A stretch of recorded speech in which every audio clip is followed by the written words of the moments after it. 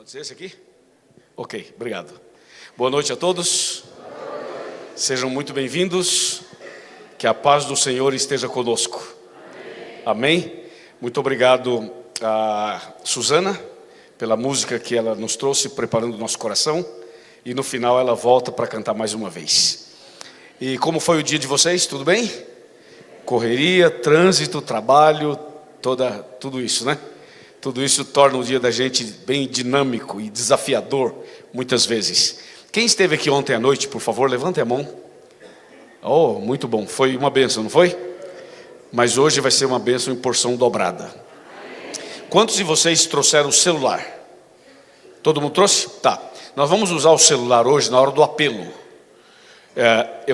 Já vou avisar agora para você já ir se preparando para o final. Na hora do apelo, eu queria convidar você a fazer uma chamada de vídeo para alguém da sua família, dos seus amigos, qualquer pessoa que não está aqui, obviamente. A pessoa pode estar no hospital, pode estar viajando, pode estar em casa, pode estar em qualquer outro ambiente.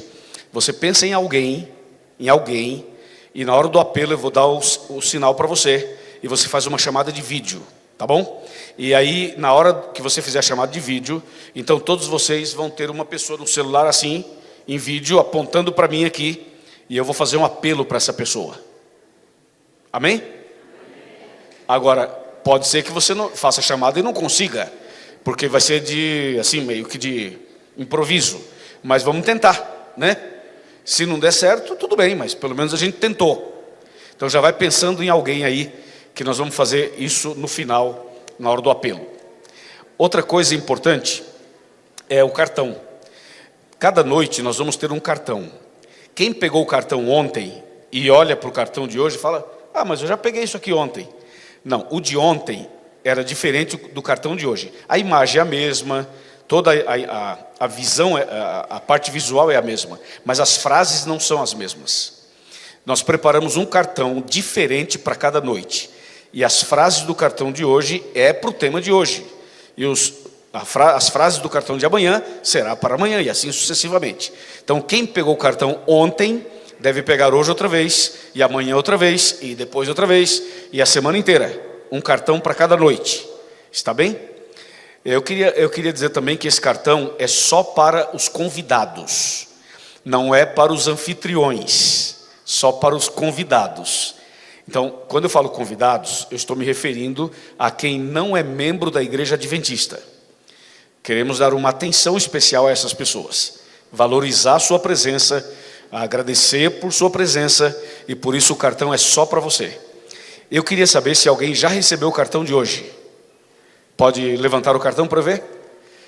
Sim, ok. Eu vejo algumas pessoas. Tem alguém dos nossos convidados que não recebeu? Ou que pegou ontem e não pegou hoje? Pode levantar a mão, por favor? A nossa equipe já viu a sua mão levantada, já está vindo. Eu vou dar um tempinho para que elas cheguem até você e entreguem o cartão para você. Assim que o cartão for entregue, eu vou fazer a leitura do cartão, a gente preenche o cartão e aí a gente entra no tema de hoje. E lembra que no final a gente chama vocês aqui na frente, vocês vêm até aqui, traz o cartão, entrega para nós, a gente recolhe, ora, encerra e vamos embora para casa, tá bom? Chegou aqui para ele o cartão? Chegou o cartão? Alguém tem cartão aí da recepção? Por favor, para esse rapaz aqui na frente. Tem mais alguém que não recebeu? Levanta a mão. Todo mundo recebeu? Ótimo. Lá atrás estou vendo uma irmã com a mão levantada. Já está chegando aí. Essa equipe aqui é rápida. O pessoal aqui é rápido. Bom, eu vou ler o cartão agora, então. Por favor, me acompanhe aí. Meu sonho é o título do cartão de hoje. Primeiro sonho: morar no céu com Jesus. Esse é seu sonho? Então faça um X nessa frase. Segunda frase: meu sonho: entregar meu coração a Jesus. Quer fazer isso? Faça um X na segunda frase. Terceira frase: desejo ser batizado em breve. Todo mundo tem que ser batizado. Até Jesus foi, né? Então faça um X na terceira frase. Quarta frase: declarar que Jesus é tudo para mim. Se você quer fazer isso, faça um X na última frase, tá bom? Aqui embaixo, não esqueça de colocar o seu nome, o seu endereço e um telefone de contato. Tenta escrever o mais legível possível, tá bom? Para que a nossa equipe consiga entender o que você escreveu, certo? Eu quero cumprimentar os internautas e quero mandar um abraço para um amigo meu que está na Escócia. O nome dele é Samuel Mateus, é um pastor, um jovem pastor. Aí, pastor Samuel, um abraço para você e para toda a sua equipe aí de trabalho. E também um abraço para todos os internautas que estão conectados conosco aqui na Zona Sul, em São Paulo, no Brasil e em várias partes do mundo. Vamos orar? Mais uma vez? Sentados mesmo, curvemos a cabeça, fechemos os olhos, vamos orar. Senhor, nosso Deus e nosso Pai, Criador dos céus e da terra, obrigado por estarmos aqui. É muito bom estar na Tua casa. É muito bom rever os irmãos. E é muito bom estudar a Tua palavra. Senhor, fala conosco essa noite. O Senhor pode falar conosco essa noite? Que o Espírito Santo se movimente aqui dentro. Que o Espírito Santo trabalhe no nosso coração. Que Ele aqueça o nosso coração.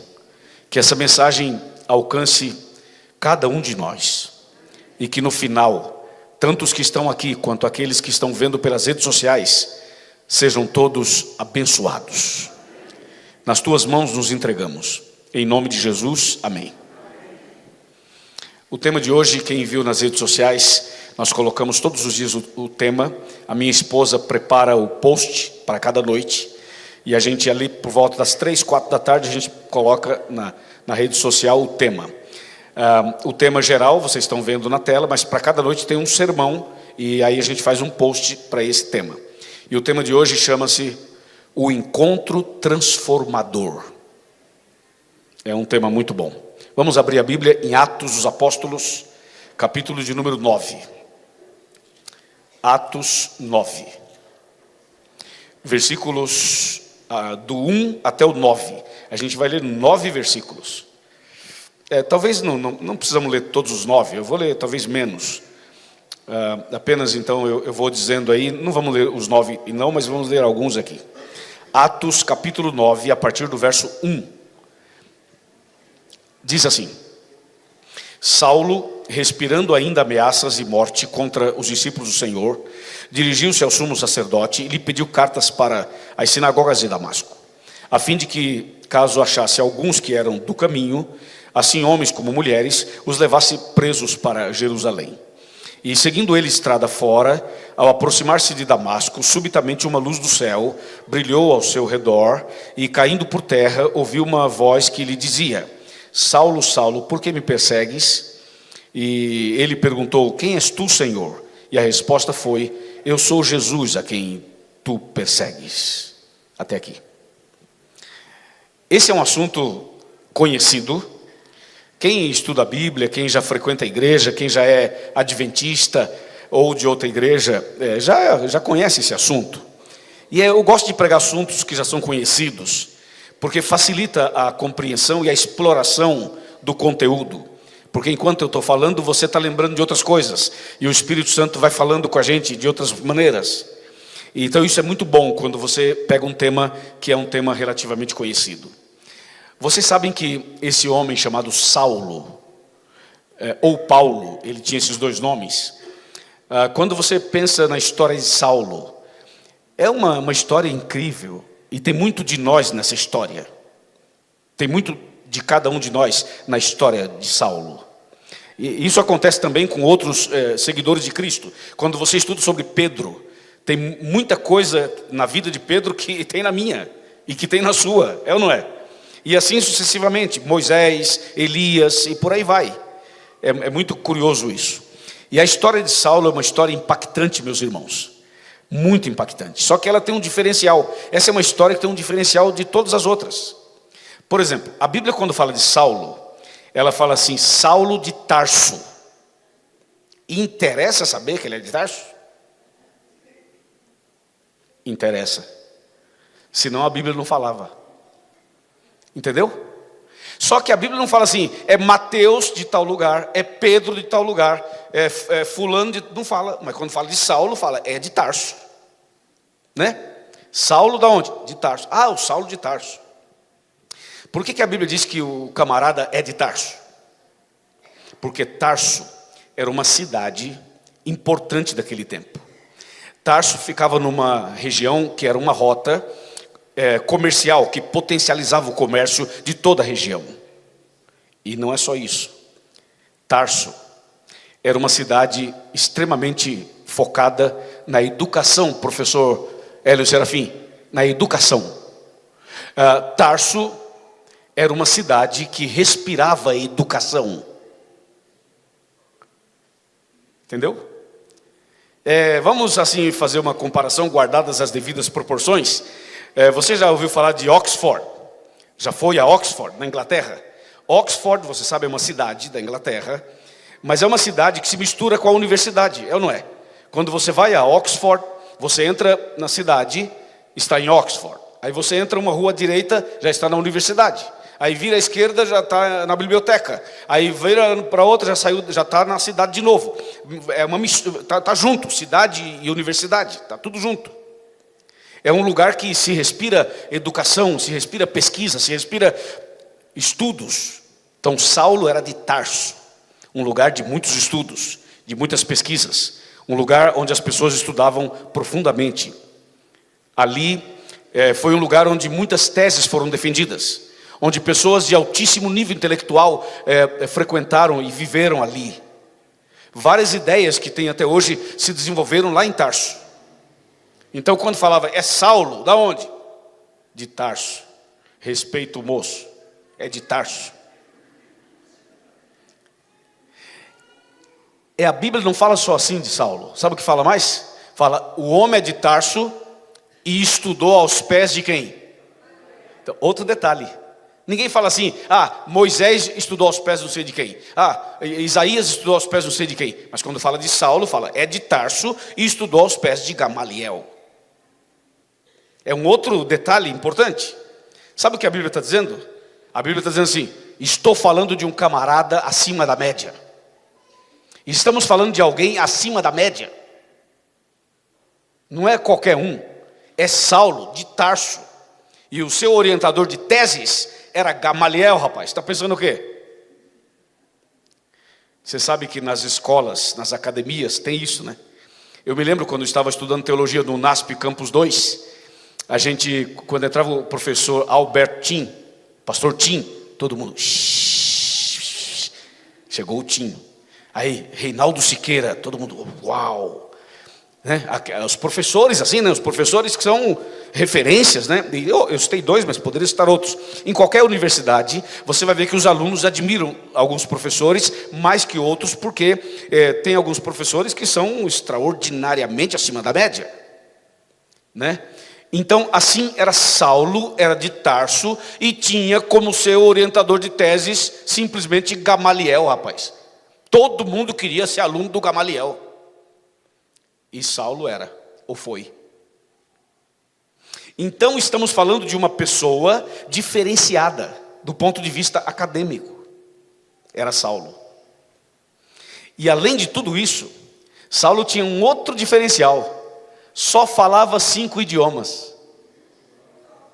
Só. Fraquinho, né? Nós estamos em 2024. Temos aplicativo no celular de idiomas, de línguas. Nós temos escolas de línguas em cada esquina dessa cidade, é ou não é? Alguém aqui fala 5 idiomas? Talvez tenha alguns aí que falem 5 idiomas, mas se tiver, não são muitos. Tenta falar um outro idioma para você ver o negócio. Só mais um. É um desespero, não é não? O tal do inglês é um desafio, não é? E o alemão? E o russo? Vamos parar por aqui. Então, Saulo, naquele tempo, sem internet, sem aplicativo, sem as escolas de idiomas, sem nada disso, só falava 5 idiomas. Era um poliglota. Quer mais? Saulo, além de tudo isso, era religioso. Tinha princípios judaicos. O que quebra um paradigma e o que mostra que é possível ser tudo isso e ainda ser crente. Porque você sabe onde é que a maioria, não vou dizer a maioria, eu não posso provar que é a maioria, mas onde é que muitos jovens se perdem na fé? Nas universidades, é ou não é? Quando chega em certo nível da universidade, começa a questionar a Bíblia, questionar a fé, e fala esse negócio do mar vermelho, não sei o quê, esse negócio do maná, esse negócio da cura não sei de quem, Jesus andou sobre as águas, começa a questionar, porque começa a achar que sabe mais do que todo mundo.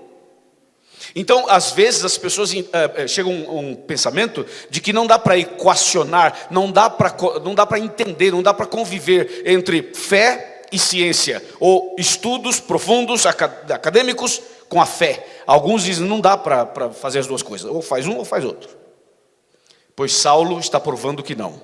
Saulo era tudo isso que eu falei, de altíssimo nível acadêmico, e era religioso. Extremamente religioso, profundamente convencido da sua fé. Tinha princípios judaicos. Então dá para ser extremamente capaz, academicamente falando, e ter fé, e ser servo de Deus. Amém, irmãos? É possível, e aqui tem gente assim. Eu conheço aqui vários que são assim, que são servos de Deus e que têm uma formação e um preparo acadêmico acima da média. É possível. Assim era Saulo. E um dia, Saulo ficou sabendo sobre o cristianismo. Aí Saulo começou a analisar o cristianismo. E ficou assustado com o cristianismo. O cristianismo era demais para ele. Você sabe que o cristianismo, quando você começa a estudar o cristianismo, você vai perceber que algumas coisas que são lógicas para o ser humano, algumas coisas que tem lógica no nível horizontal, nem sempre tem no nível vertical. Nem sempre. Por exemplo, alguém bateu na tua face direita, ofereça qual? A esquerda. No mundo, na visão horizontal, isso é um absurdo. Não é um absurdo? No mundão lá fora, bateu, levou. Me fechou no trânsito, vai escutar, vai ter uma buzinada, eu vou dar o troco, é ou não é? É assim, está pensando que eu sou cristão, mas não sou bobo não. Não é assim que as pessoas pensam? Sou cristão até a página 10, meu amigo. Entendeu? Então essa é a visão humana. Então o cristianismo, ele vem com uma proposta que quebra tudo isso. E Saulo, quando vê o cristianismo, fala assim: peraí, que negócio é esse? Ele começa a ver que o cristianismo está além do que ele sabia. Está além da sua capacidade. Por exemplo, olha só. Quem quer ser o maior? Olha isso, que loucura é isso. Você tem que ser o primeiro a servir. Está percebendo a diferença? Aí, olha essa frase, olha essa frase. De todos os pecadores, eu sou o principal. Palavras de Saulo depois da conversão dele. Então, quando você começa a estudar o cristianismo, você fica impactado. Vou dar um exemplo para você. Um exemplo a mais, além desses aqui. Mais um exemplo. Vamos aqui no banquetinho do Chega Mais Perto. Já sabe, né, amigão? Hã? Ok, combinado. É o seguinte. Escuta isso. Na palavra de Deus, você encontra Jesus com os seus discípulos, não é? Quando Jesus chamou os 12 começaram a ver quem era Jesus, e eles ficaram impressionados. Esse homem é demais, é o Messias. Aí Jesus curava uma pessoa, eles diziam assim: yes, é o Messias. Jesus andava sobre as águas, eles diziam assim: uau, estamos seguindo a pessoa certa, é o Messias. Aí Jesus acalmava a tempestade, era tudo impressionante, era tudo maravilhoso. Era uma lua de mel assim que estava em altíssimo nível, sabe? Jesus, que coisa, né? A multidão com fome, Jesus pega ali os peixinhos, os pães e faz o milagre e multiplica. Todo mundo diz assim: yes, esse é Jesus. Muito bem, Jesus, estamos contigo, vamos contigo até o final. Veja o que é o negócio. Aí eles empolgados, Jesus curava o paralítico, o cego, o leproso, expulsava o demônio, repreendia não sei quem, dava resposta sábia para os fariseus, dava resposta sábia para a liderança. Jesus sentava, atendia a prostituta e tal. Jesus, uau, que Jesus é esse, rapaz? Maravilhoso. Aí um dia Jesus foi preso e não fez nada. Bateram nele, ele não reagiu. Cuspiram nele, não fez nada. Tiraram a roupa dele, não fez nada. Os discípulos olharam e falaram assim: esse é o Messias? Esse não é o Messias que a gente seguia? Queremos aquele outro, que faz milagres, que repreende, que anda sobre as águas, que faz coisas sobrenaturais. Agora esse aí não faz nada, não abre a boca, não repreende, não faz nada. Pedro falou assim: peraí que eu vou cortar a orelha de um. Pegou a espada e cortou a orelha de um cara. Jesus falou assim: Pedro, não é assim. Então, o que eu quero dizer com isso? É que o cristianismo, ele é mais do que você imagina. Muito mais. E às vezes a gente não entende. Por exemplo, nós estamos aqui na igreja, não estamos? Estamos bem, estamos tranquilos. Olha que conforto que nós temos, não é? Você, quando sair daqui, tem uma casa para você ir? Tem cama? Tá, tem chuveiro, tem comida. Talvez você tenha um carro aí que você vai dirigir, ok? Ou talvez você vai de carona. Enfim, você vai sair daqui, tem para onde ir, certo? Aí é fácil ser cristão, né? E se você e eu, nós dois, saíssemos daqui hoje e não tivéssemos para onde ir? Será que essa igreja ainda seria uma igreja maravilhosa? Será que Deus ainda seria maravilhoso? Será que a nossa fé continuaria firme? É por aí o negócio. E você vê que eu estou falando sobre Paulo, Saulo e Paulo. Para chegar nesse nível, para chegar nesse assunto, para entender um pouco mais, para que a gente possa ter uma fé mais sólida, mais firme, mais consistente, mesmo que caia o mundo. Porque ser fiel quando tudo está bem é fácil. Mas começa a perder as coisas. Começa a passar por perdas, por desafios, e você vai ver se a sua fé está firme ou não está firme. Se a nossa crença tinha base ou não tinha base. Se tudo que a gente falava antes era real ou não era. Saulo analisou o cristianismo, ficou assustado com isso. E pensou: se esse negócio cresce, nós estamos perdidos. Não podemos deixar crescer o cristianismo. Não podemos deixar esse negócio crescer. E é aí que Saulo começa a perseguir os cristãos. É aí que ele começa a tentar impedir o crescimento do cristianismo. É aí que ele se torna um perseguidor dos cristãos. Porque ele diz assim: nós temos que proteger a nossa fé e não deixar essa nova onda dominar. Então começam as perseguições. E entre as perseguições se destacam dois momentos na vida de Saulo. Dois momentos, tem outros mas dois momentos. Um deles é esse que eu li e o outro eu vou citar agora. Também está em Atos. Vocês conhecem, só vou resgatar para a gente pensar juntos. Um momento que é crucial na vida de Saulo foi quando ele e os seus amigos pegaram um rapaz chamado Estevão. Lembra da história de Estevão? Pegaram um rapaz chamado Estevão. Estevão era firme na fé, era um cristão fiel, era um servo de Cristo, totalmente convertido. Pegaram Estevão, levaram num lugar e começaram a insultar Estevão. Insultaram. E tentaram fazer com que Estevão abandonasse a fé. Estevão não abandonou. Ali estava Saulo e tinha um grupo de pessoas. Fizeram um círculo, botaram Estevão no meio e começaram a ameaçar, incomodar, e insultar e falaram uma série de coisas para Estevão. E Estevão continuou firme e disseram a ele: se você não abandonar sua fé, nós vamos matar você. Você vai ser apedrejado. E Estevão permaneceu firme na fé em Cristo. Mais uma coisa que assustou a Saulo e a outras pessoas. Como é que alguém é ameaçado de morte e não abandona a fé em Cristo? Como é que alguém é capaz de dar a vida por uma fé, por uma esperança, por Cristo? Estevão estava assim. Estevão estava firme, não arredava o pé, não negociava a sua fé, estava firme. Aí disseram, então você vai morrer, rapaz, e vai ser apedrejado. E a Bíblia diz assim, e Saulo consentia na morte de Estevão. E sabe de uma coisa? Antes de matarem Estevão, Estevão fez uma oração e teve uma visão, e ele viu Jesus no céu, e isso fortaleceu a sua fé. E Estevão permaneceu firme na fé, e falaram, você vai ser morto agora. E Estevão falou assim, espera um pouquinho, antes que vocês me matem, deixa eu fazer uma oração. E ele faz uma oração. A Bíblia registra a oração de Estevão, e a oração registrada na Bíblia diz exatamente assim, Senhor Deus, não lhes imputes este pecado. Mas se você pegar esta oração de Estevão e parafrasear, eu vou fazer isso aqui agora, para tentar explicar o que essa oração significava.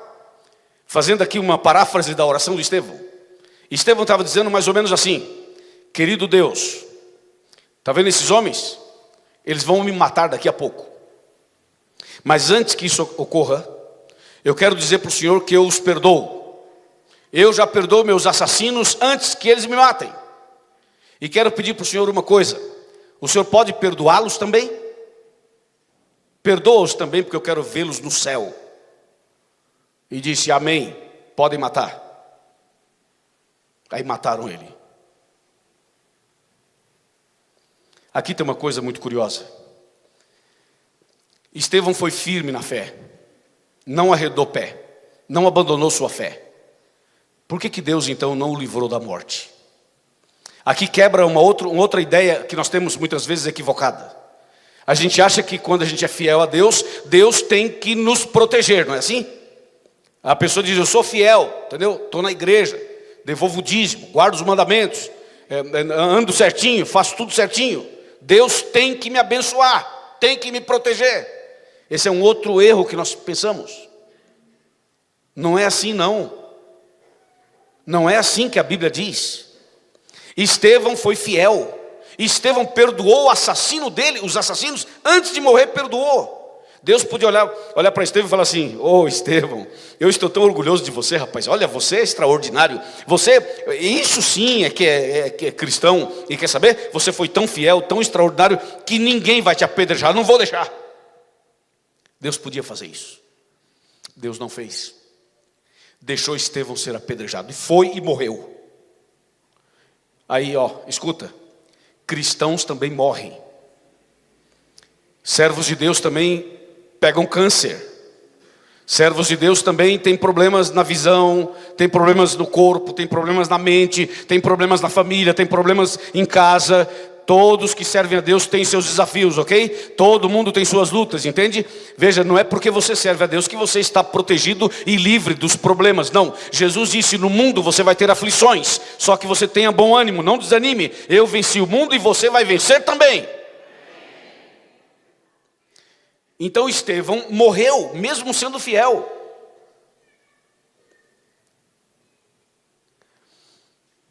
Só que aconteceu um milagre. E aqui que eu queria... Gente, existem milagres. Porque a gente acha que milagre é só quando você fala para o cadeirante, levanta e anda. Não é assim?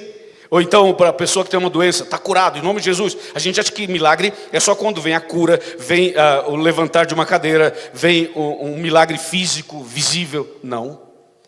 E, às vezes eu fico pensando assim, onde está o maior milagre?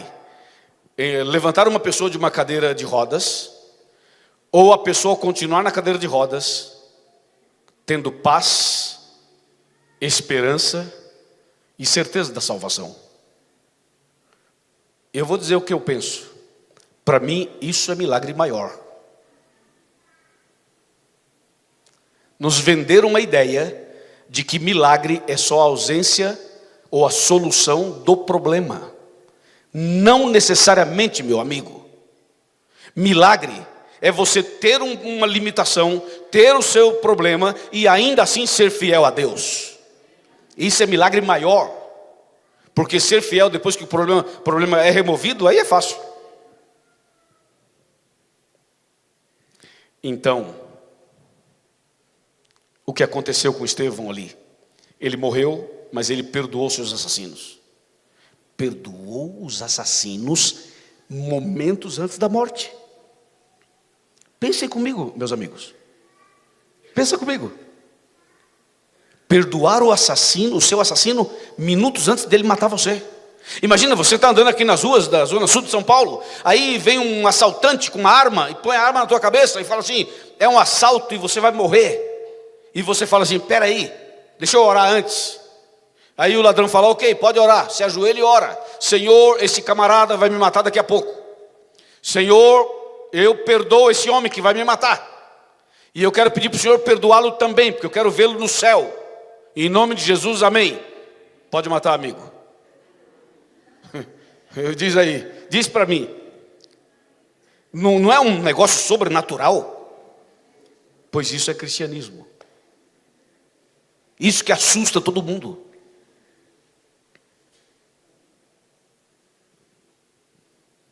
Que Deus é esse que faz a gente ser assim, né?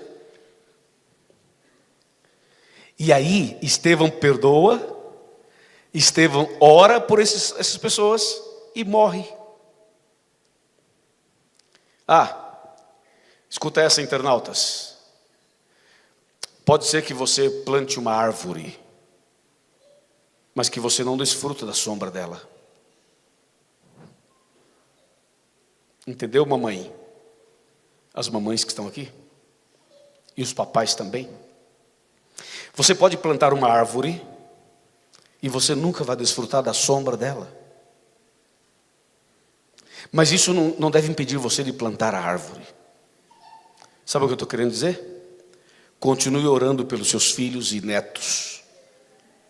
Pode ser que você morra e não veja a conversão deles, como Estevão morreu e não viu a conversão de Saulo. Mas na manhã da ressurreição, nós vamos ter surpresas. É isso. Não é emocionante? Não dá vontade de chorar? É muito emocionante isso. Pois isso é o Evangelho. Então, Estevão orou. Deus ouviu a oração dele. Deus atendeu a oração de Estevão. Só que Estevão não viu a resposta, porque ele morreu. Até hoje Estevão não sabe. Nós sabemos, mas Estevão não sabe. Ele morreu. Aí, momentos depois, algum tempo depois, Saulo se levanta e fala assim, agora eu vou para Damasco. E a Bíblia diz no texto que a gente leu, que ele estava respirando ameaças e morte. Você consegue imaginar o que é isso? Respirando ameaças e morte. Cada respirada era vontade de matar, era ira, era raiva, era ódio, sabe? Respirava ameaças e morte. Ele pede cartas, autorização para ir para Damasco. O que ele quer fazer em Damasco? A Bíblia diz, ele estava indo para perseguir discípulos de Jesus. E ele queria perseguir pessoas que eram do caminho, assim homens como mulheres. Queria prendê-los e levá-los para Jerusalém presos. Ou seja, ele era o terror dos cristãos. E aí ele monta uma caravana, uma equipe, e vai para Damasco. Naquele dia, aconteceria efetivamente a resposta da oração de Estevão. Naquele dia, a oração de Estevão e o perdão que Estevão ofereceu a Saulo, naquele dia, Deus daria a resposta literal. Naquele dia. E lá ia Saulo, lá ia a equipe dele, no caminho de Damasco. Por isso que o nome do sermão de hoje é o encontro transformador. Porque quando estava indo no caminho de Damasco, Jesus falou assim, hoje eu vou dar um estudo bíblico. Hoje eu vou fazer uma visita para um camarada chamado Saulo de Tarso, que fala 5 idiomas, que estudou aos pés de Gamaliel, que matou meu servo, que está respirando ameaças de morte. Hoje eu vou me encontrar com ele. E Jesus foi no caminho de Damasco para encontrar-se com Saulo. E a Bíblia diz que quando Saulo ia, Jesus apareceu para ele. Isso é demais, não é não? Jesus apareceu para ele. Diz a Bíblia que a presença de Jesus foi uma luz tão forte, que Saulo caiu. E caiu completamente cego, pela luz da presença de Jesus. Saulo cai completamente cego. E então, quando ele cai cego, ele escuta uma voz. Ele não vê porque ele estava cego. Ele escuta uma voz, e a voz dizia: Saulo, Saulo, por que você me persegue? O que foi que eu te fiz, rapaz? E Saulo diz assim: quem está falando? E a voz diz: eu sou Jesus, a quem você persegue.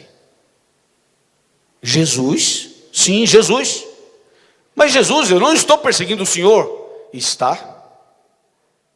Quando você perseguiu fulano de tal, era a mim que você perseguia. Quando você matou Estevão, era a mim que você perseguia. Quando você apedrejou, era a mim. Quando você foi para Damasco respirando, era a mim que você perseguia. Você, quando faz mal para os meus filhos, está perseguindo a mim. Saulo diz assim: Jesus, eu não sabia. O que eu faço agora? Me diz, o que eu faço? O que eu tenho que fazer agora? Jesus disse: Saulo, fica tranquilo, se levanta, entra na cidade, e lá te dirão o que te convém fazer. Aí pegaram Saulo e levaram Saulo assim, imagina, doutor Saulo cego, o poliglota totalmente cego, o cara totalmente cego. E às vezes tem que ficar cego, viu? Para se converter. Às vezes tem que ir para o hospital, ficar internado um tempo para se converter. Tem gente que, se não passar por uma situação dessa, nunca vai se converter. Tem gente que é dura demais. O tempo passa, a pessoa não se entrega. Aí tem que passar por uma situação ruim para acordar. E Saulo estava cego. E foi levado para a cidade. Sentou lá no banquinho lá, na cidade, e doutor Saulo, humildezinho, cabeça baixa, cego, abatido, reflexivo. Aí, enquanto isso, Jesus foi lá e falou com um servo dele chamado Ananias. Falou: Ananias. Jesus apareceu numa visão para Ananias. Ananias, eis-me aqui, Senhor. E Jesus disse: Ananias, você hoje tem que fazer uma visita. Tem um estudo bíblico para dar hoje, Ananias. Ananias falou assim: é, Senhor, onde que é? É em tal lugar. E qual o nome do interessado? É Saulo. Ananias falou assim: Saulo de onde? Porque tem o detalhe aí, né? Que Saulo? Não é o de Tarso, né? É o de Tarso. Jesus, o senhor está me dizendo para eu visitar o Saulo de Tarso? É Saulo. Senhor, o senhor conhece Saulo de Tarso? O senhor sabe quem é Saulo de Tarso? Claro que eu sei. Não, o senhor não sabe não. O senhor sabe quantas pessoas já perseguiu? Sabe que ele anda matando cristãos por aí? O senhor quer que eu vá visitar esse homem? Vou nada. Vai sim, senhor, porque é esse homem aí que você está falando. Ele não é mais o mesmo. Eu já falei com ele, eu já preparei o terreno, eu já dei uma série de estudo bíblico para ele. Ele está cego, está humilde, está quebrantado. Vai lá que eu já entrei no coração dele. Ananias fala: Senhor, tem certeza disso? Sim, claro que eu tenho. Ok, aí eu vou. E foi. Quando chegou lá, Saulo estava realmente quebrantado. Saulo estava realmente humilde. E Ananias, que era um bom evangelista, não ficou dando voltinha, não. Ananias não chegou fazendo um monte de pergunta para ver se ele estava preparado ou não estava. Sabe o que Ananias fez? Ananias chegou e falou assim: Saulo, por que te demoras? Levanta-te, recebe o batismo e lava os teus pecados, invocando o nome de Jesus. Resumindo a história, Saulo se converteu, Saulo foi batizado, Saulo se tornou um servo de Cristo Jesus. Esse foi o encontro transformador no caminho de Damasco. E vocês sabem quem se tornou Saulo depois, né? O famoso e grande apóstolo Paulo. Esse homem teve uma conversão tão incrível e a sua história é tão impressionante. Eu estou resumindo, claro, porque essa história dele é muito ampla. Mas o homem se tornou uma pessoa tão extraordinária que são atribuídos a ele 14 livros da Bíblia que ele escreveu. É o maior escritor da Bíblia. Olha isso. E mais, Saulo, ou Paulo, o apóstolo Paulo, se tornou o maior evangelista do Novo Testamento. E mais, o maior teólogo do Novo Testamento. O apóstolo Paulo se tornou também o maior plantador de igrejas do Novo Testamento. Um cristão fervoroso, um homem de Deus, um servo de Cristo, que era um perseguidor e se tornou agora um seguidor e um pregador do cristianismo. Amém, irmãos? E a teologia paulina é a teologia mais complexa que tem, sabia? Aqui tem pastores que estudaram teologia e outros que não são pastores, mas que também estudaram teologia. Vocês sabem que a teologia paulina é a mais complexa, mais difícil de todas. O apóstolo Paulo usa frases nas suas cartas. Claro que isso não vem dele, isso vem da inspiração divina. Claro, ele foi usado para escrever, mas Deus o iluminou e tal. Mas a teologia paulina é tão profunda, que às vezes a gente se atrapalha um pouco.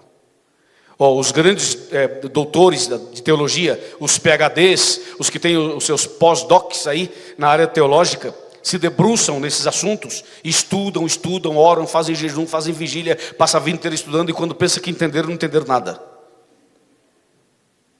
Porque o assunto é muito mais complexo do que a gente imagina. Olha uma frase de Paulo, depois da conversão dele, uma das frases que ele escreveu. Olha essa frase. De todos os pecadores, eu sou o principal. Que frase mais estranha. A princípio você pensa assim, está mentindo. O homem inspirado pelo Espírito Santo escreveu 14 livros da Bíblia, cheio da graça de Deus. Como é que ele é o principal dos pecadores? Ora, se ele for o principal dos pecadores, eu sou o quê então?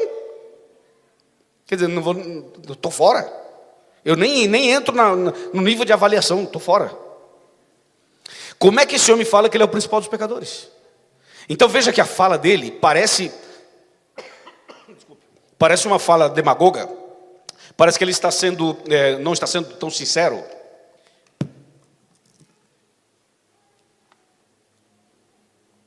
Deu uma engasgada aqui. Mas ele estava sendo não só sincero, como extremamente profundo, sabe? Extremamente profundo. Por quê? Porque a fala dele, quando ele diz assim, de todos os pecadores, eu sou o principal, ele está nos ensinando um princípio bíblico que está além da compreensão humana. Quer ver uma coisa? Na visão humana é assim. Jesus está ali no púlpito. Eu estou aqui e Jesus está lá. Não, vamos inverter. Tem uma cruz ali. Então Jesus está ali. Na visão humana é assim.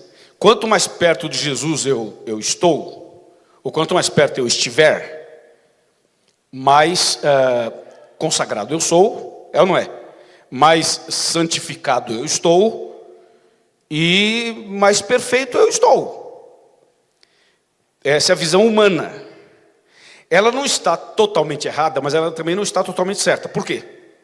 Porque assim, imagine que ali onde está Jesus fosse uma luz muito forte. Então, quanto mais perto da luz a gente chega, quanto mais perto da luz você está, ou você estiver, mais você será iluminado, certo? Só que quanto mais você é iluminado, você se vê mais limpo ou mais sujo? É uma pergunta boa, embaraçosa a minha pergunta. Você já entrou numa casa ou em um apartamento que é extremamente limpo, que você se sentiu sujo e você falou, tem que tirar os sapatos. Não consigo entrar aqui, não consigo entrar com o meu sapato. Porque a limpeza é tanta, que você diz, não, eu estou sujo, não posso entrar aí. Então escuta, quanto mais perto de Jesus a pessoa chega, ela vai sendo iluminada por Jesus, claro. Jesus vai iluminando a pessoa. Só que quanto mais você é iluminado por Jesus, você começa a se enxergar. Sabe aquele negócio? Vê se enxerga, rapaz. Não tem esse negócio? Quanto mais perto de Jesus você chegar, mais você irá se enxergar. E você vai ver coisas que longe dele você não via. Já viu aquela pessoa que fala assim, eu sou um bom homem, sou uma boa mulher, entendeu? Sou uma pessoa honesta, sou um bom pai de família, sou uma boa mãe de família, não faço mal para ninguém, Deus vai me levar para o céu, com certeza. Cuidado, você não é bom quanto você pensa que é, e nem eu. Quer saber se você é bom ou não? Seja íntimo de Jesus. Aí você vai entender Paulo, que fala assim, eu sou o principal dos pecadores. Sabe por que Paulo falou isso? Porque ele estava bem pertinho de Jesus. Quem olha para uma pessoa perto de Jesus, quem olha para alguém que está perto de Jesus, fala assim, esse homem, essa mulher, essa pessoa é consagrada. As pessoas de fora vão ver que você é uma pessoa consagrada, vão ver que você é uma pessoa abençoada, todo mundo vai ver isso, mas você não vai se sentir assim. Quando a pessoa chega para você e fala assim, mas você é uma mulher muito consagrada, você é um homem muito consagrado, você é uma pessoa muito abençoada, as pessoas falam isso de você. Aí você pensa assim, não me conhece. Eu preciso muito de oração. Já viu alguém falar assim para você? Eu preciso muito de oração, ora por mim. Isso mostra que essa pessoa está perto de Jesus mesmo. Então Paulo, quando ele fala assim, de todos os pecadores eu sou o principal, não era mentira, era uma tremenda verdade e uma tremenda, um tremendo princípio teológico. É isso que ele estava dizendo. Por isso, quanto mais perto de Jesus a gente estiver, mais vamos sentir que precisamos dele. Mais ainda, mais ainda. E você vai dizer assim, Jesus é mais do que eu pensava. Muito mais. Amém? Então o apóstolo Paulo se tornou essa pessoa extraordinária nas mãos de Deus. Fez coisas incríveis. Vocês sabem a história dele? Ele pregava, ele plantava igreja, ele fazia coisas incríveis. E também chegou um momento na sua caminhada, no seu ministério, que ele também foi perseguido. E terrivelmente perseguido. Mas antes de eu falar da perseguição dele, para encerrar o tema de hoje, quando eu falar do assunto da perseguição, já vamos para o encerramento. Mas antes de fazer isso, eu queria voltar um pouquinho na teologia paulina. Vocês lembram de um texto de Paulo? Isso só para dar um exemplo. Eu dei o exemplo eu sou o principal dos pecadores, vou dar mais um exemplo só para a gente avançar. Já leram aquele texto de Romanos 10 que fala assim, porque o fim da lei é Cristo, para a justiça de todo aquele que crê? Olha, esse texto é um texto aparentemente simples, mas é aparentemente simples, não é. Você sabe que esse texto de Paulo, Romanos 10:4, que fala assim, pois o fim da lei é Cristo, esse texto nas mãos de alguém que não aceita os 10 mandamentos, é um prato cheio. A pessoa diz assim, está vendo aqui? Paulo disse, o fim da lei é Cristo. Então, se eu tenho Cristo, eu não preciso da lei. Cristo acabou com a lei. O fim da lei é Cristo, acabou com a lei. Cristo veio e acabou com a lei. Então, os adventistas estão errados, porque os adventistas falam dos 10 mandamentos, falam da lei, não sei o que e tal, porque não estudam Paulo. Paulo fala, o fim da lei é Cristo. Então, se eu tenho Cristo, em Cristo acabou a lei. E aí está mais uma prova de que as coisas que Paulo escreveu, inspirado por Deus, são mais profundas do que a gente imagina. Quando Paulo diz o fim da lei é Cristo, ele não estava dizendo que Cristo acabou com a lei. Porque se ele estivesse dizendo isso, Você teria que explicar Romanos 7:7, Romanos 4:15, Romanos 3:31, Romanos 2:13. Você teria que explicar as demais cartas dele, falando da lei, falando dos 10 mandamentos. Ele fala dos 10 mandamentos profundamente nas suas cartas. E esses outros textos estariam em contradição com esse que eu estou citando agora de Romanos 10:4. Então Paulo não estava dizendo que Cristo acabou com a lei, e nem dizendo que a lei foi abolida em Cristo. Quando Paulo fala o fim da lei é Cristo, sabe o que ele está dizendo, né? Ele está dizendo assim que a finalidade da lei é Cristo. Que o propósito da lei é te levar a Cristo. Que a lei serve para mostrar os seus pecados e te levar a cair de joelhos nos pés de Cristo. Esse fim é de finalidade, é de propósito, é de objetivo. É como se eu falasse assim: você veio aqui hoje com que fim?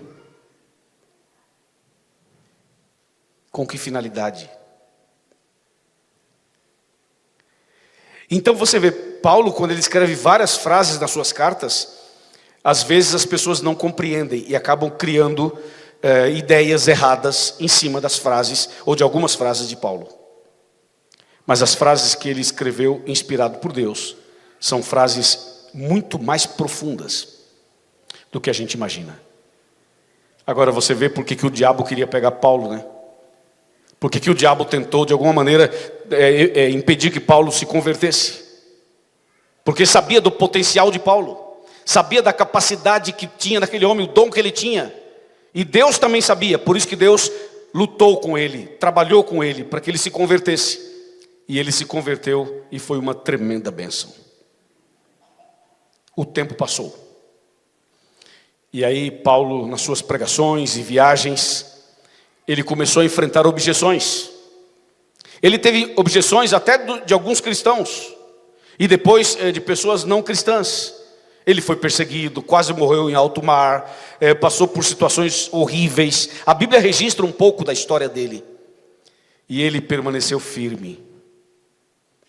Paulo teve lutas externas, teve lutas nas viagens, teve oposição, teve críticas, sofreu tudo isso que a Bíblia menciona, mas tem um detalhe das suas lutas, que não eram externas, eram internas. Quando ele, escrevendo também aos Romanos, ele fala assim, Romanos capítulo 7, ele fala assim: eu não compreendo o meu próprio modo de agir. Ele fala assim: eu sei o que é certo, mas não consigo realizar. Eu sei o que é correto, mas não consigo praticar. Ele fala assim: miserável homem que sou, eu sei que eu devo fazer isso, mas não consigo fazer. Quando eu tento fazer o certo, o errado está comigo. Quando eu tento fazer o que é bom, o mal está comigo. E ele revela uma luta que ele tinha. E um dia ele foi preso. E falaram assim para ele: você vai morrer, nós vamos matar você. Você vai ser decapitado. Paulo agora estava passando pela mesma experiência de Estevão.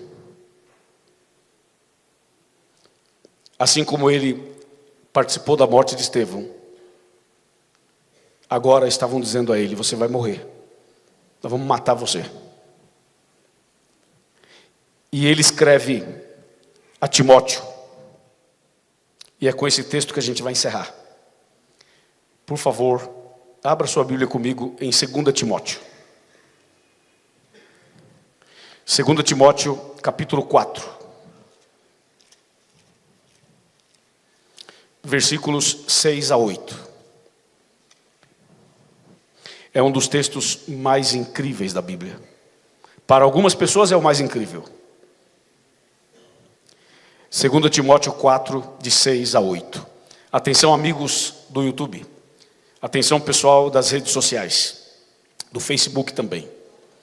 2 Timóteo 4, de 6 a 8 diz assim: quanto a mim, já estou sendo oferecido por libação, e o tempo da minha partida é chegado. Combati o bom combate, completei a carreira e guardei a fé. E já agora a coroa da justiça me está guardada, a qual o Senhor, reto juiz, me dará naquele dia, e não somente a mim, mas também a todos quantos amam a sua vinda.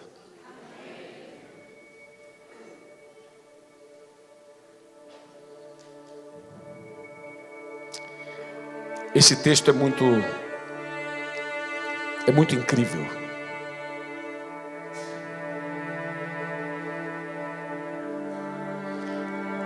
O verso 6, ele fala assim: já estou sendo oferecido por libação,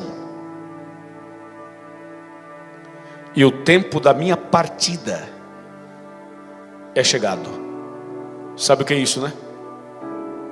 O tempo da minha partida quer dizer, entendeu?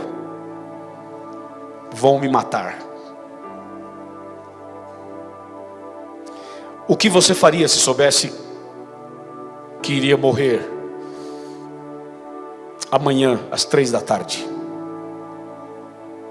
O que nós faríamos se fôssemos ao médico e voltássemos de lá com um diagnóstico horroroso de uma doença incurável?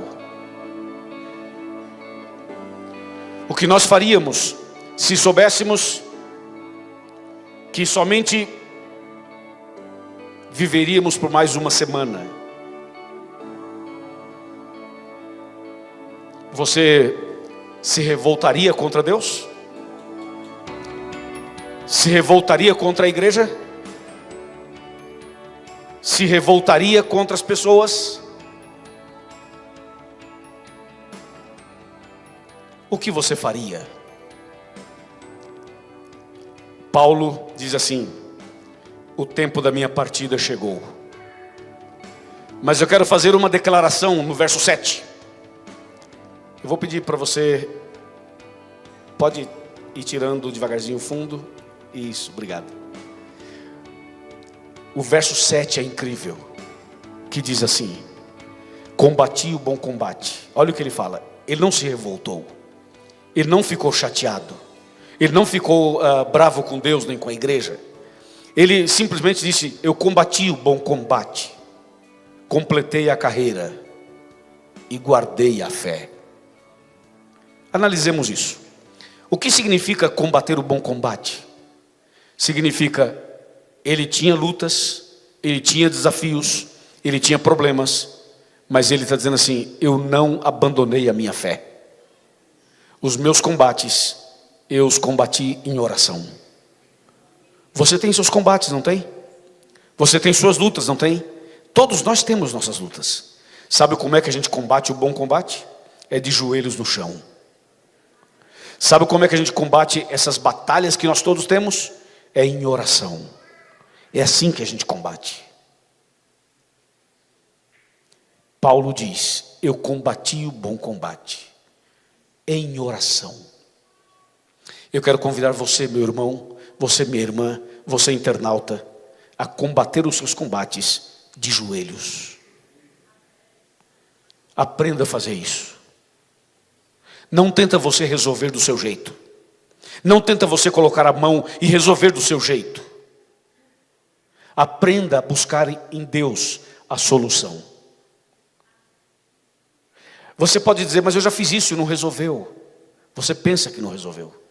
Talvez não resolveu do jeito que você queria que resolvesse. Mas eu já orei e Deus não me atendeu. Talvez você não entendeu o que Deus estava te dizendo. Combati o bom combate, não esqueça.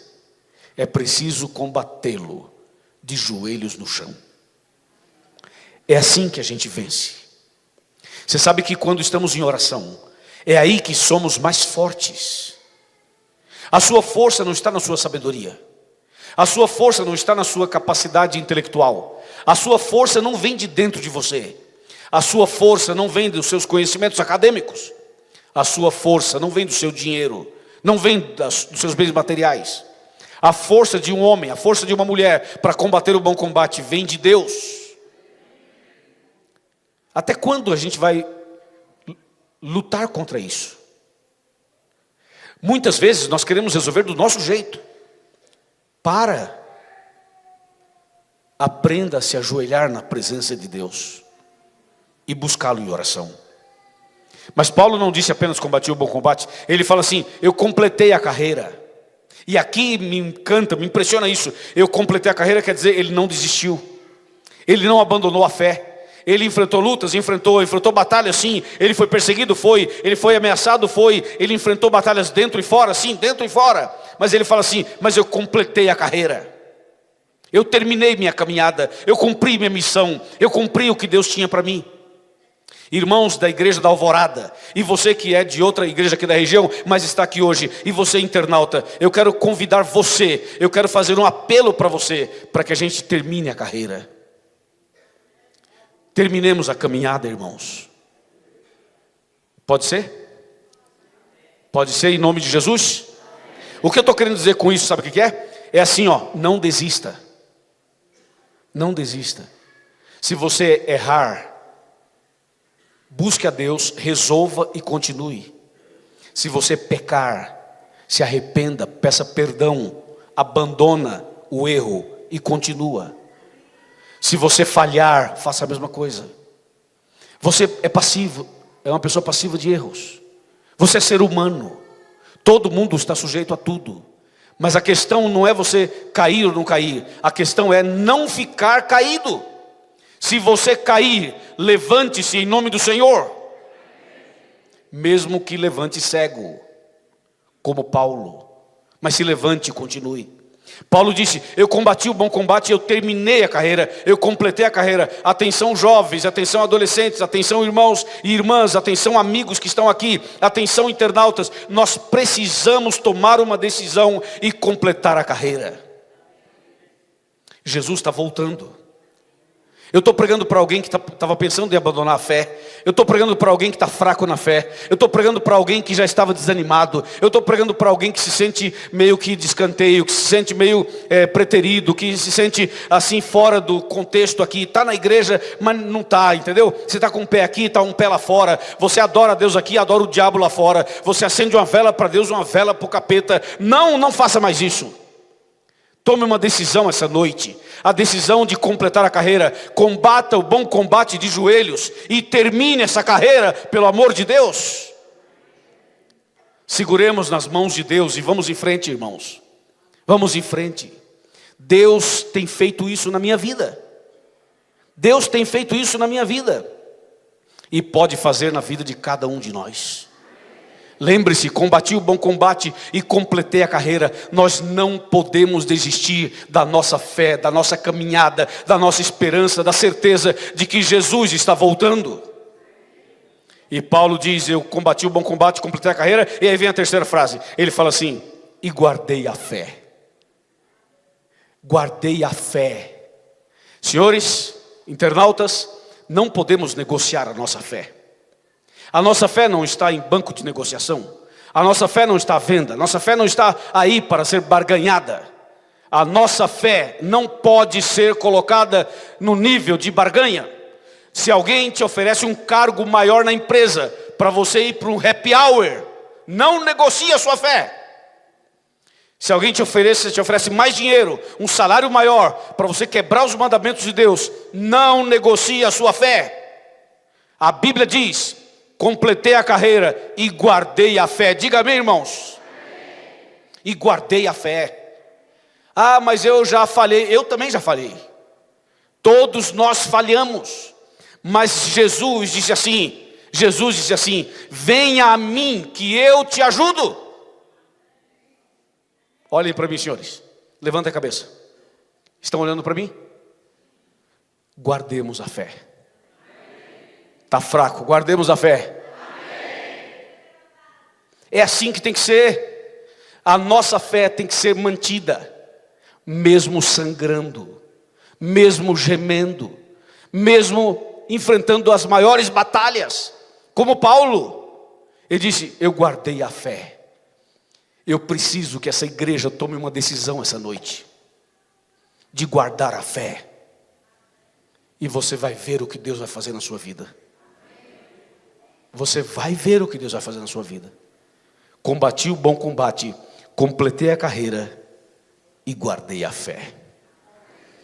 E ele finaliza falando assim, e já agora, a coroa da justiça está guardada para mim, e não somente para mim, mas para todos aqueles que estão na Alvorada, no Capão Redondo, todos aqueles que têm a mesma fé que eu tenho e a mesma esperança que eu tenho, esses também têm a certeza da coroa da vida eterna. Posso ouvir um amém? Amém.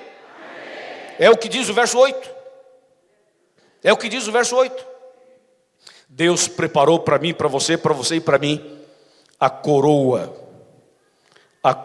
da vida eterna, a qual o Senhor, reto juiz, nos dará naquele dia.